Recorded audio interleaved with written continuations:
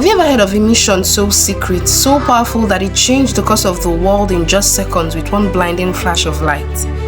That was Operation Centerboard, the mission that unleashed the world's first atomic bomb on Hiroshima and Nagasaki.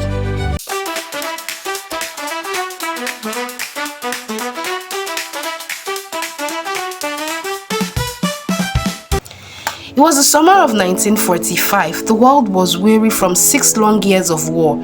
Germany had already surrendered, but Japan fought on fiercely, stubbornly, refusing to give up even as their cities burned and their army faltered. In the deserts of New Mexico, a new weapon had just been born, a bomb unlike any other, one that could flatten an entire city with the force of the sun. The scientists of the Manhattan Project had called it the gadget. The military called the mission Operation Centerboard.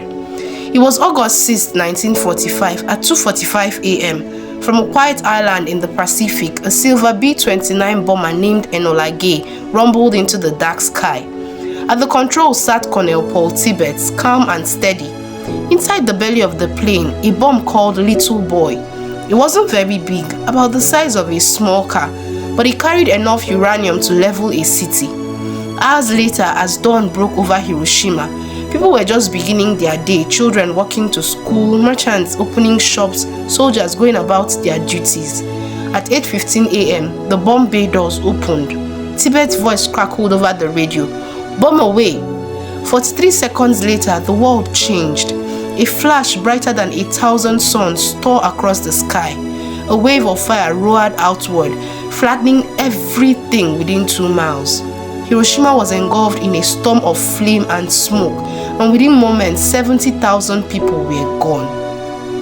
The mushroom cloud rose more than 60,000 feet into the air, a ghostly pillar of power that even the crew watched in stunned silence. Japan was shaking, but not yet ready to surrender. 3 days later, on August 9, 1945, another bomber took off, Boxcar, commanded by Major Charles Sweeney. Its deadly cargo was called Fat Man, a more powerful plutonium bomb. The target was supposed to be Kokura, but thick clouds covered the city. After circling 3 times, they changed course to the secondary target, Nagasaki. At 11:02 a.m., Fat Man fell. This time, the valley walls of Nagasaki trapped the explosion's fury, a rolling inferno that wiped out nearly 40,000 lives in an instant.